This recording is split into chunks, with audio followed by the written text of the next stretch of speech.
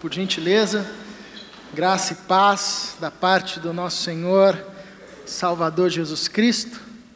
Bom tê-lo aqui nessa manhã, para juntos louvarmos a Deus, como fizemos, orarmos, encontrarmos os nossos irmãos e amigos, e juntos refletirmos acerca da palavra de Deus.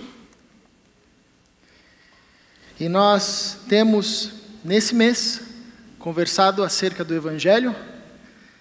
Isso tem norteado as nossas falas aqui ao longo dessas manhãs de domingo. E nós temos pensado o Evangelho a partir de algumas perguntas. A primeira pergunta que nós respondemos a partir do Evangelho foi sobre a nossa origem, de onde viemos, e nós conversamos a respeito disso, através das Escrituras, vendo que viemos de Deus. Tudo que existe foi criado por Deus e é sustentado por Deus. Não há ninguém, não há nada que esteja fora de Deus, que não seja sustentado por Ele.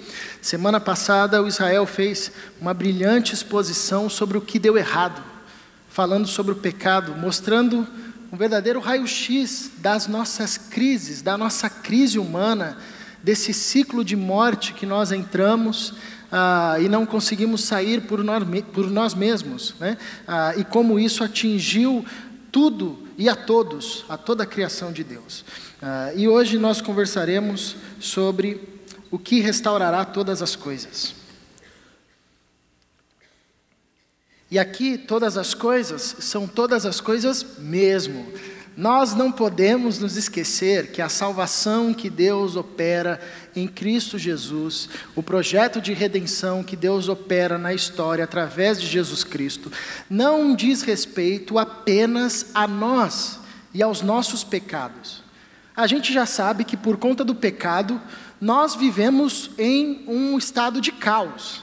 As nossas emoções são conflitantes, nossas ações são conflitantes, e isso não está apenas internamente. O nosso físico padece das consequências do pecado, dos efeitos da morte, e não apenas o nosso físico, mas o nosso social também. Nós conseguimos ver os desdobramentos do pecado na nossa construção mais particular, a nossa relação familiar, a nossa relação conjugal. Nós conseguimos ver os efeitos da morte, e não apenas fica restrito a isso, a essa esfera, mas também a sociedade como um todo, as nossas formas de estabelecer relações, quer seja no trabalho, na escola, onde moramos, enfim, e não apenas a nossa relação social, mas a nossa produção cultural em toda a história tem a mancha, carrega a mancha do pecado, carrega a mancha da morte. E não apenas o que produzimos historicamente, culturalmente, mas o mundo padece as consequências do pecado.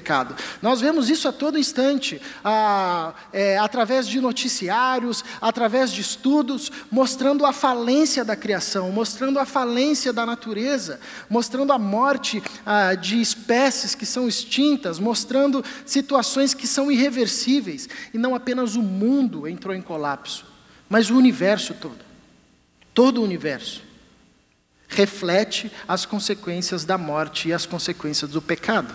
Estrelas que somem, desaparecem, explodem, deixam de existir. Todo o universo. Isso nos ensina que o pecado afetou tudo. O pecado afetou tudo. Se amanhã depois descobrirem a galáxia mais distante do universo, saiba de uma coisa: o pecado chegou lá. E os efeitos do pecado chegaram lá também. Os efeitos da morte. Ou seja, a nossa rebelião com Deus não distorceu apenas as nossas histórias, o nosso universo particular, mas gerou tudo, colocou tudo de cabeça para baixo. Todo o universo. Então, quando nós falamos de restaurar todas as coisas, estamos falando dessa restauração. Não é uma coisa que dá para ser resolvida com uma gambiarra simples. Eu lembro quando eu tinha 12 anos, o meu pai me chamou para instalar novos armários na cozinha. Ele comprou lá vários armários, aí a gente foi colocando. Aí quando chegou no último módulo, que era um pouco maior, ele descobriu que a parede ali era muito dura. com a broca que ele dava, com a ferramenta que ele estava, não dava para furar. Ele falou: filho, faz o seguinte, pega um banco ali, pega aquele banquinho, coloca aqui, a gente pendura esse módulo aqui, amanhã eu vou e compro a broca e arrumo isso, e reconstruo, restauro isso. Beleza, pai, eu coloquei o banquinho lá, isso eu tinha 12 anos, hoje eu tenho 32, eu vou na casa do meu pai, o que está segurando aquele móvel ainda? O banquinho, está lá. Não dá para Deus colocar um banquinho no universo, não dá para fazer uma gambiarra. Essa restauração é uma restauração profunda. Deus está restaurando todas as coisas, Deus está reconciliando em Cristo todas as coisas, todo o universo, toda a criação, quer no céu, na terra, debaixo da terra, as coisas visíveis e as coisas invisíveis. Então isso dá para nós a dimensão do que é a restauração que Deus está operando em Jesus Cristo. Que às vezes a gente vai achando que a restauração tem a ver só com a gente, né? Só com as nossas emoções, com as nossas crises, com a nossa crise financeira, com a nossa crise relacional. Não, meu irmão. Restauração que Deus está fazendo na obra de Jesus Cristo, sua morte e ressurreição é cósmica. É todo o universo. São todas as coisas, tudo que existe no universo. Ele está restaurando todas as coisas. E eu convido você ao texto de Filipenses capítulo 2, a partir do verso 5 até o verso 11, um texto bem conhecido nosso. Paulo escreve essa carta estando em uma prisão. Mesmo assim, isso não lhe rouba a alegria de escrever a esses irmãos, aos quais ele era muito grato, pela generosidade, pelo sustento. E além de expressar a sua gratidão pela fé desses irmãos, Paulo também, nessa pequena carta, vai encorajá-los, irá encorajá-los a uma vivência cada vez mais centrada em Cristo. Esse texto, esse capítulo, Paulo está dando instruções acerca dos relacionamentos daqueles irmãos, como eles deveriam se relacionar. Por isso ele começa dizendo: seja a atitude de vocês, seja o pensamento de vocês, a forma de vocês viverem a mesma do que Cristo, a mesma que Cristo teve. Ou seja, ele está falando acerca das relações, e ele recita um cântico comum àqueles primeiros irmãos, um hino comum àqueles primeiros irmãos, que resume de forma muito linda e de forma muito poética a obra de Jesus, que podemos chamar de esvaziamento, crucificação e exaltação.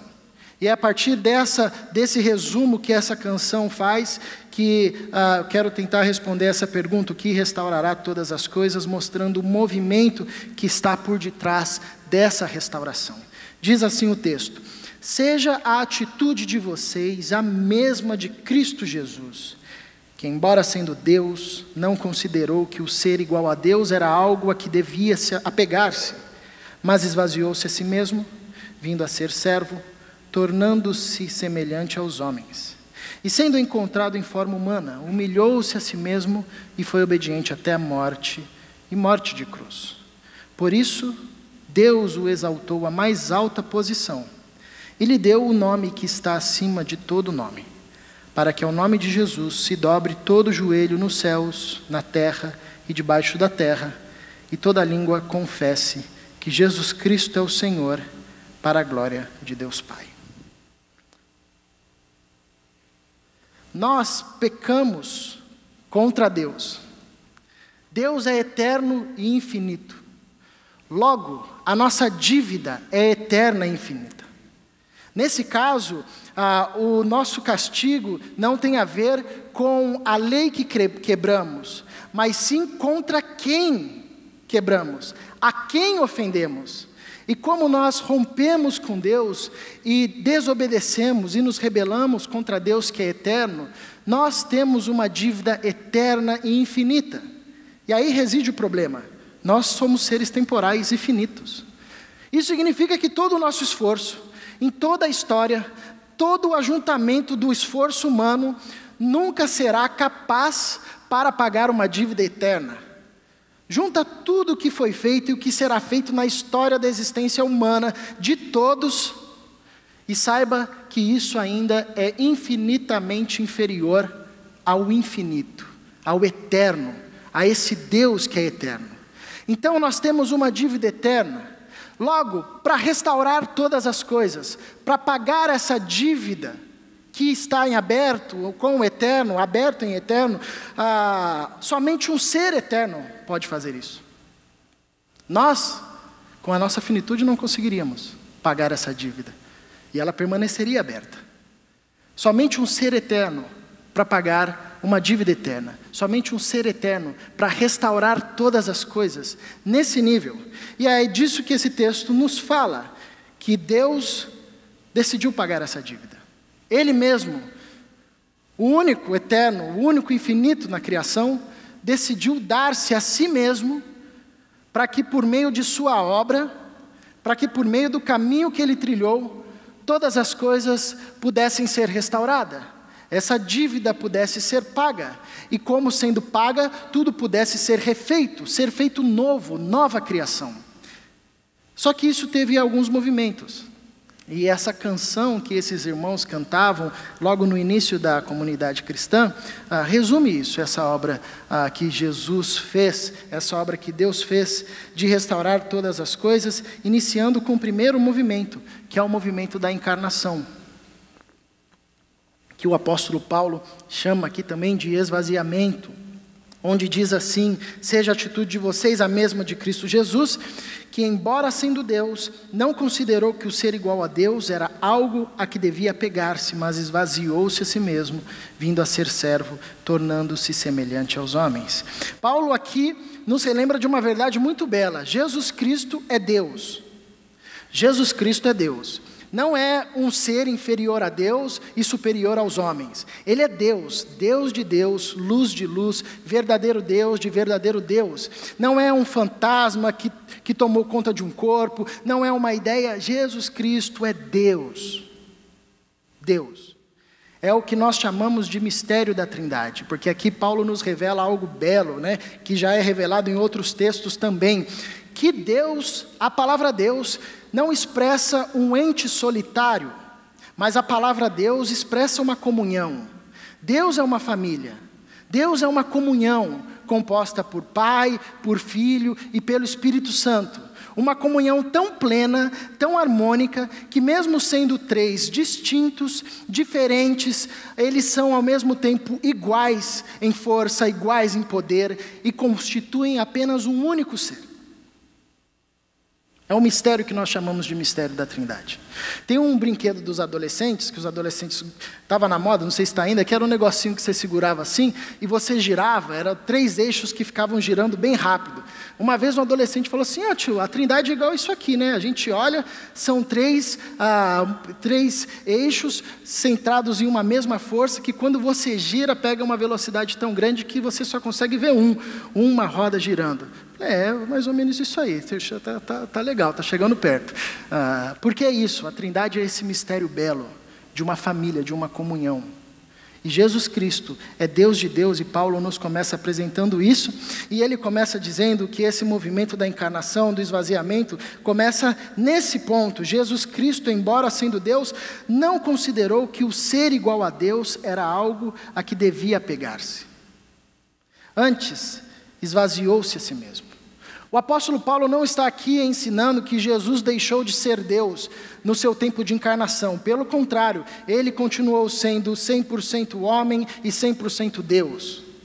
A dupla natureza de Cristo. Não é disso que o apóstolo Paulo está dizendo, está falando. O apóstolo Paulo está nos ensinando através dessa canção que Jesus Cristo, ele não entrou na história vestido de Deus. Ele não se apegou às suas prerrogativas para trilhar o caminho que ele trilhou. Antes ele abriu mão disso e assumiu uma outra roupa. E assumiu uma outra identidade ou figura ou forma, que foi a forma humana. Ele esvaziou-se a si mesmo. Abriu mão das suas prerrogativas, sem abrir mão da sua natureza e da sua essência. É o início da encarnação. É interessante que Paulo aqui nesse texto, com esse hino, ele vai nos mostrando um caminho que Deus fez, e esse caminho é uma escada que Deus desceu. E a cada verso ele vai nos mostrando o degrau, ou os degraus que Deus descia. E o primeiro é esse: esvaziar-se. A Trindade se movimentou em direção da restauração de todas as coisas. O Filho, Deus de Deus, luz de luz, esvazia-se a si mesmo, vindo a ser servo. Outra coisa fantástica, porque a princípio talvez um caminho lógico seria: Jesus Cristo esvaziou-se a si mesmo, abrindo mão das suas prerrogativas, entrando na história como homem em figura humana e tornando-se servo. Talvez o caminho seria mais lógico: Deus se esvazia como homem e torna servo. Mas Paulo, ele quer justamente mostrar que o caminho foi inverso. Jesus Cristo esvazia-se a si mesmo, vindo a ser servo. Isso aqui é antes da encarnação. É Paulo nos ensinando que Jesus assume para si, na Trindade, a identidade de servo. Na verdade, ele só pode ser visto em figura humana porque antes ele assumiu a identidade do serviço, e não o contrário. Ele, ser homem entre os homens, é a expressão da sua identidade do serviço assumida antes da encarnação. Então, na Trindade, Jesus assume a identidade de servo. É por isso que ele se encarna, é por isso que ele entra na história, é por isso que ele se esvazia a si mesmo, é por isso que ele assume para si a figura humana. Porque na Trindade, Jesus Cristo se apresenta como filho obediente ao Pai, se apresenta como servo da Trindade, o servo de Deus, o servo do Espírito Santo. E como servo, ele tornou-se a semelhança dos homens, assumiu figura humana, ou seja, Deus desce o degrau, Jesus Cristo esvazia-se a si mesmo, vindo assumir a identidade do servo, e como servo ele desce mais um degrau, assumindo a identidade e a forma da criatura. Isso, num ambiente religioso daquela época, já era um escândalo. Os deuses até entravam na história humana, mas eles entravam como deuses. Eles entravam ainda como seres superiores. Mas Paulo vai nos revelando que Deus, em Jesus Cristo, esvazia-se a si mesmo, como servo, entra na história, na figura da criatura. É reconhecido em figura humana, assumindo toda a vulnerabilidade humana,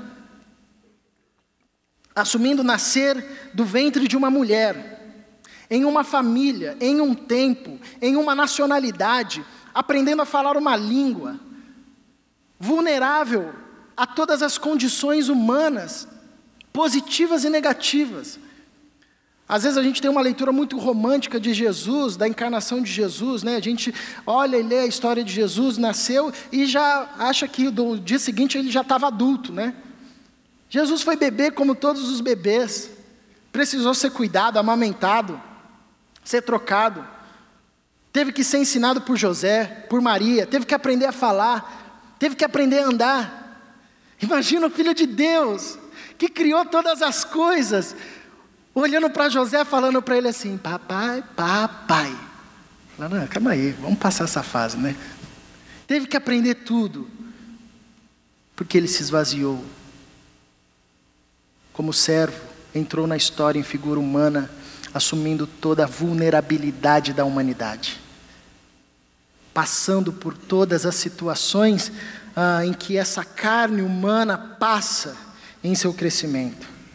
Isso nós chamamos de encarnação, e foi o primeiro movimento para que essa restauração pudesse acontecer. Para que essa dívida eterna pudesse ser paga, Deus, o eterno, o único capaz de pagar essa dívida, entra na história. A Trindade se movimenta. A Trindade sente a ausência do Filho, que se esvazia das suas prerrogativas como servo e assume figura humana. Sai do seu estado de festa perpétua, do seu estado de harmonia plena. Esse é o início da restauração de todas as coisas. E o que nós chamamos de encarnação. Deus, que se assume como servo e que se apresenta como homem na história. Não só isso, para que a restauração de todas as coisas fosse possível, não era apenas Deus encarnar na história, mas era necessário que Deus substituísse o faltante. Deus substituísse o condenado, que éramos nós, que somos nós. Não era apenas Deus entrar na história, mas era Deus substituir-nos. E Paulo continua dizendo a partir do verso 8: e sendo encontrado em forma humana, humilhou-se a si mesmo e foi obediente até a morte de cruz. Então, Paulo continua a nos descrever esse degrau, essa escada que Deus vai descendo. Como servo, figura humana, não para por aí. Não bastasse o Deus Criador ser visto em forma humana da criatura, ele ainda vive uma vida marcada pela humilhação. Humilhou-se a si mesmo. E aqui é interessante que Paulo faz questão de mostrar para nós que a todo instante, mesmo nessa condição de vulnerabilidade assumida pelo Cristo, o Cristo estava no governo de todas as coisas.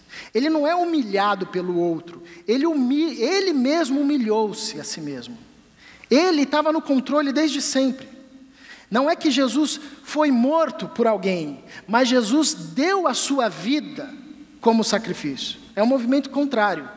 Jesus Cristo estava ciente a todo instante da sua autoridade, do seu poder. Ele não foi pego de surpresa, antes ele entregou-se a si mesmo. Isso fica claro na conversa de Paulo com Jesus, na verdade na demonstração de Jesus a Pedro, quando Pedro corta a orelha do soldado no Getsêmani, e Jesus diz para Pedro: Pedro, guarda a espada. Ou você não acha que se eu desse uma ordem, os anjos entrariam aqui nesse momento? Jesus estava no controle de todas as coisas. Ele esvaziou-se a si mesmo, mas não deixou de ser Deus. Sua natureza era a mesma. Mas ele humilhou-se a si mesmo. Ele escolheu uma vida marcada pelo tom da humilhação. O Deus que criou todas as coisas, inclusive, não tinha lugar para nascer entre os homens. Foi nascer entre os animais. Aquecido por feno, por panos e trapos. O Deus, Senhor de toda a riqueza, viveu sem nada possuir. Era hospedado na casa de irmãos, sustentado por mulheres que o sustentavam o seu ministério. Ele humilhou-se a si mesmo. O Deus Criador de toda a beleza é descrito pelos profetas como um homem sofredor, um homem de vida sofrida, alguém experimentado pela dor, alguém que sabia o que era dor, inclusive tinha a sua carne marcada pela dor, tanto que não havia beleza nem formosura na sua face. Homem do qual os homens desviavam o olhar. Homem de dores. Ele humilhou-se a si mesmo e foi obediente. O Senhor se coloca em posição de servo e obedece, porque era necessário nos substituir. Isso significa que Jesus veio acertar onde nós erramos. E nós erramos justamente em devotar uma vida de obediência a Deus. O primeiro casal rebelou-se contra Deus, desobedeceu a ordem de Deus, e desde então a história é marcada por ações de desobediência. Nós falhamos em obedecer a Deus. E para que essa dívida eterna fosse paga, para que a restauração de todas as coisas fosse possível, não bastava apenas Deus encarnar na história, mas era necessário que o Cristo nos substituísse, e ao nos substituir, Ele tinha que obedecer onde nós desobedecemos. Era necessário que Ele acertasse onde nós falhamos. E Ele viveu uma vida marcada pela obediência. Por isso, a sua vida também foi marcada por humilhação. Porque esse é o caminho de quem decide viver uma vida de total obediência a Deus. Quem vive uma vida de total obediência a Deus irá colher no seu próprio momento histórico, na sua própria carne, os reveses daqueles que vivem desobedecendo a Deus. Por isso que ele foi obediente até a morte, porque a morte era o caminho inevitável para o estilo de vida que Jesus viveu. A sua obediência a Deus foi tamanha que expôs o império das trevas, que mexeu com o conforto dos demônios, que quando eles viam Cristo diziam: o que nós temos contigo? Vieste antes do tempo, vieste para nos atormentar, para nos julgar. Por isso que era inevitável a morte, porque a vida de obediência de Jesus mexeu com as estruturas, não apenas as estruturas espirituais, mas as estruturas da religião da sua época. Os fariseus tentaram, olha que eles tentaram pegar Jesus, mas não acharam um fio de cabelo contra ele. Tamanha a sua obediência. E a vivência de obediência de Jesus a Deus expôs a falsidade dos ritos religiosos dos seus mestres. Assim também com toda a filosofia da época, Jesus, em sua vida de obediência a Deus e dependência a Deus, mostrou que todo conhecimento, sem uma vida de temor a Deus, não passava de um tatear no escuro. Um mestre da lei veio a Jesus dizendo: o que eu faço para herdar a vida eterna? E Jesus disse: tu és mestre em Israel e não sabe dessas coisas? Você é mestre, meu amigo? O que te ensinaram? O que você aprendeu que você não sabe? Do que é essencial, importa-vos nascer de novo. A vida de obediência de Jesus sepultou a arrogância e a falsa sensação de poder do Império Romano, achando que comandava tudo e a todos. Jesus, perante Pilatos, disse: meu amigo, não é você que toma a minha vida, sou eu que dou. Tudo que acontece vem do Pai, e se o Pai não permitir, você não toca um fio de cabelo meu. Recolha-se na sua insignificância, pegue todo o seu exército e saiba de uma coisa: você não manda em nada. A vida de obediência a Deus, a forma como Jesus viveu, não podia levá-lo a um outro local senão a cruz, senão a morte. Todos odiaram Jesus, todos que se levantaram contra ele, porque o príncipe deste mundo não tinha nada em que apoiar a sua maldade em Jesus. Os fariseus não conseguiam convencê-lo a fazer parte do seu partido. A filosofia, o conhecimento dos gregos também não conseguia persuadi-lo. E nem o poder dos romanos conseguia fazê-lo temer. Uma vida marcada de obediência a Deus e de dependência a Deus. E ele foi obediente até a morte. E não para aí, não bastasse o Filho de Deus morrer, foi a morte mais humilhante. Morte de cruz. Todos nós sabemos que a cruz era o símbolo de maldição. Era a pior condenação que uma pessoa poderia receber. O exército romano usava isso para expor a vergonha de quem era condenado, para amedrontar qualquer rivalizante do Império Romano. Enfim, a cruz era essa expressão daquele que se tornou maldito. Isso Moisés já tinha dito: maldito todo aquele que for pendurado no madeiro. A cruz era a expressão daquele que tinha sido abandonado por tudo. Expressão do objeto, do ser mais vergonhoso da história. Então Deus que criou todas as coisas vai descendo esses degraus até a morte. Não bastasse a morte, que já era algo escandaloso, tratando-se do Filho de Deus, é morte de cruz da forma mais humilhante, historicamente, culturalmente, mas também a morte mais pesada, porque nós sabemos que naquela cruz, a dor que Cristo sentiu não foi apenas as dores físicas, mas foi o peso de todo o pecado posto sobre ele. Foi o peso da ira de Deus sendo derramada sobre ele. Foi o peso da mão de Deus sendo colocada sobre o servo sofredor. Foi o castigo, todo o castigo que nos traz a paz, foi colocado ali na cruz. Substituição. Para que todas as coisas pudessem ser restauradas, não bastasse apenas Deus entrar na história, era necessário Deus tomar o lugar do devedor. É o que nós chamamos de substituição. E esse é o caminho que essa canção, que os irmãos cantavam, esse hino, quando se reuniam, e que Paulo nos relembra. O caminho que Deus fez para restaurar todas as coisas. O caminho que Deus fez por causa do meu pecado, por causa do seu pecado, por causa da nossa rebelião, por causa da nossa desobediência.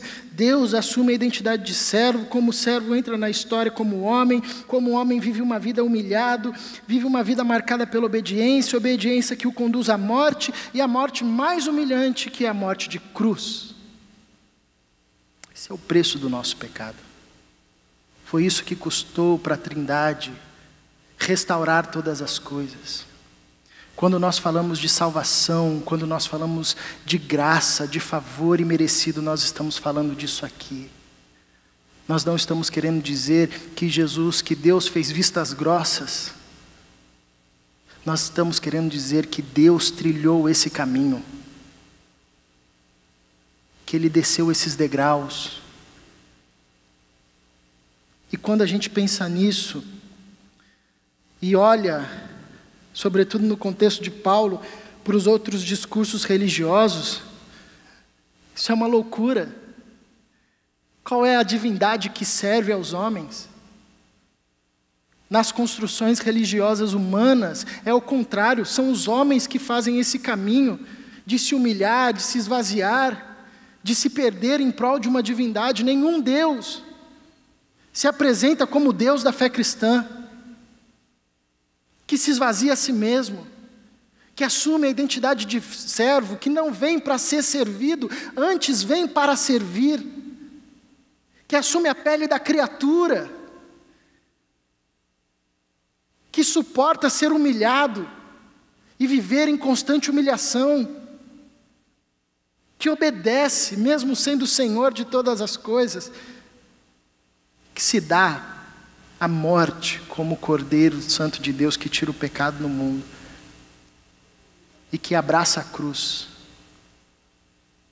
e não foge dela, porque como bem a gente vê, o Senhor Jesus estava no controle de todas as coisas, até mesmo na hora da morte, até mesmo na hora da cruz.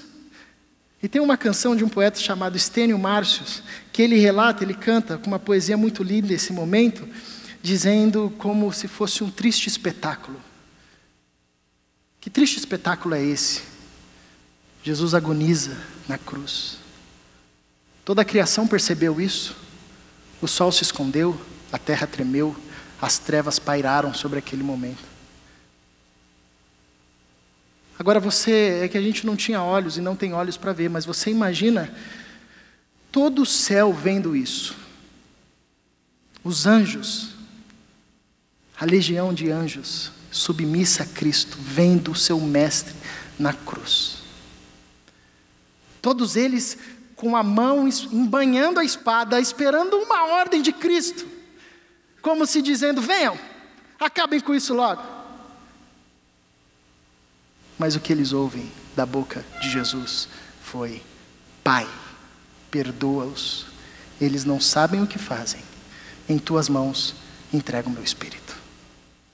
Eles guardam a espada e a história continua. Esse foi o preço, o caminho que Deus fez.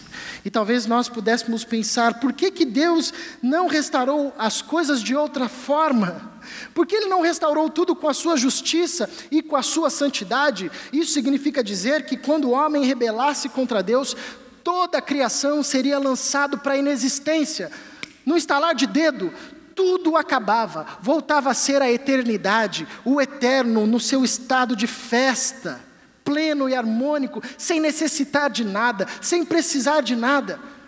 Por que Deus não optou por esse caminho de restaurar todas as coisas por sua justiça e por sua santidade? É porque, além desses atributos, a Bíblia também nos apresenta Deus como sendo o Deus de amor. Deus é amor. E nos revela todas as Escrituras que Deus decidiu restaurar a todas as coisas pela via do seu amor. Isso não significa que Ele abriu mão da sua justiça e da sua santidade, pelo contrário, submeteu-as a seu amor. Por isso Ele mesmo se entregou. Pois, como nos lembra o apóstolo Paulo, a carta aos Coríntios, o amor é paciente, o amor é bondoso, não inveja, não se vangloria, não se orgulha, não maltrata, não procura seus interesses. O amor não se ira facilmente, não guarda rancor. O amor não se alegra com a injustiça, mas se alegra com a verdade. O amor tudo sofre, tudo crê, tudo espera, tudo suporta. Por isso que Deus trilhou esse caminho. Porque o amor de Deus tudo sofre. Porque o amor de Deus tudo crê. Porque o amor de Deus tudo espera. Porque o amor de Deus tudo suporta. Deus entra na história.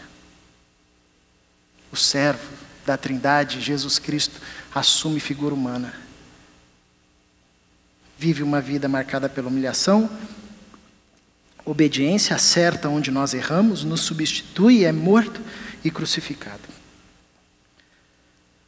Esse é o caminho de restaurar todas as coisas. Mas aí você diz assim, mas como que isso restaura todas as coisas se a história termina com a cruz? Que restauração é essa? É que essa é a boa notícia do Evangelho. A história não termina com a cruz. Esse é um caminho e um dos auges da história da restauração de Deus em Cristo Jesus.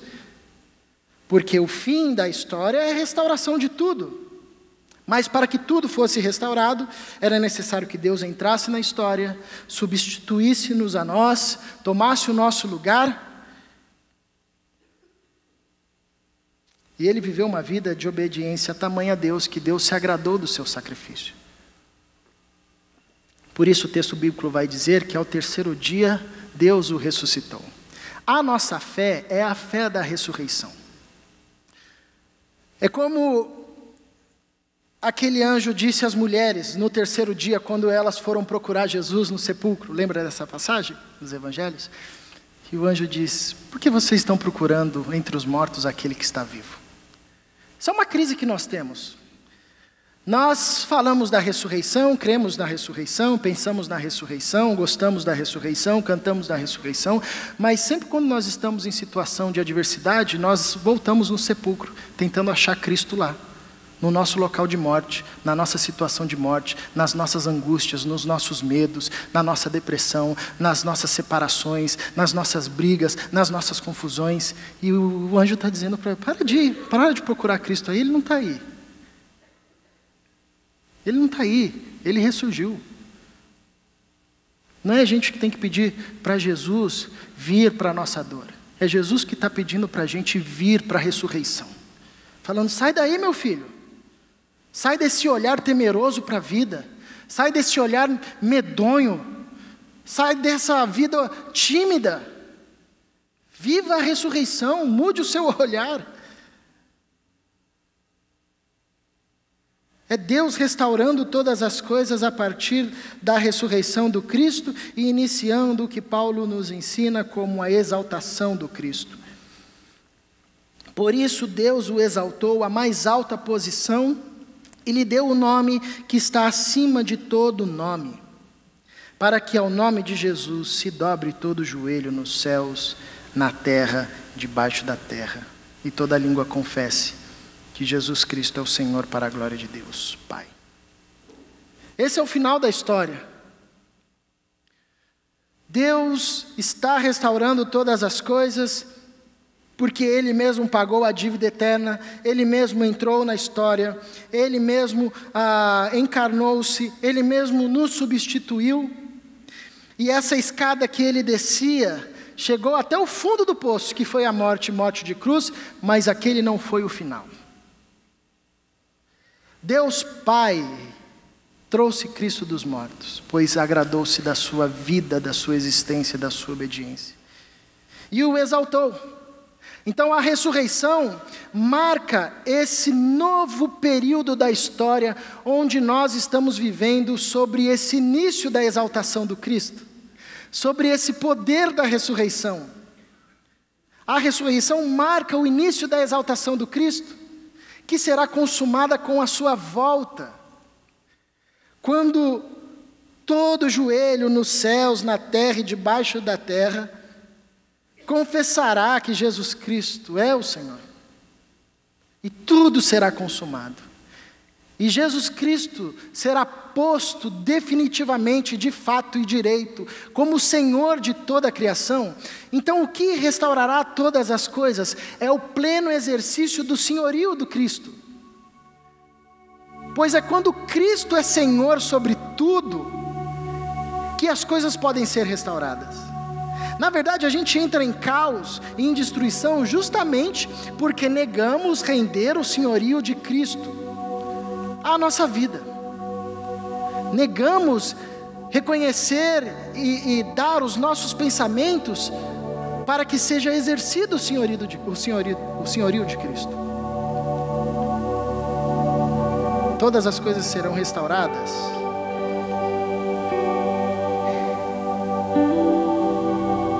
Quando culminar essa exaltação, quando consumar essa exaltação iniciada na ressurreição, onde Cristo será de fato Senhor sobre tudo e sobre todos. E esse texto é muito belo. Eu sempre li esse texto achando que no fim de todas as coisas, Jesus ia aparecer e ia falar assim: todo mundo se ajoelha aí e confessa que eu sou o Senhor. Sabe, um negócio meio obrigatório assim, aí o pessoal vai lá: Jesus Cristo é o Senhor, como se fosse um negócio obrigatório. Mas não é esse o movimento de Deus na história. Deus não obriga ninguém a nada.